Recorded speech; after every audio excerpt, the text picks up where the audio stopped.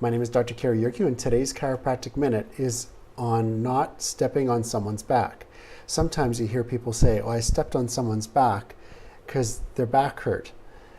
Stepping on someone's back is not a good idea because it puts a lot of force, possibly in the wrong direction, on the spine, which can injure the spine.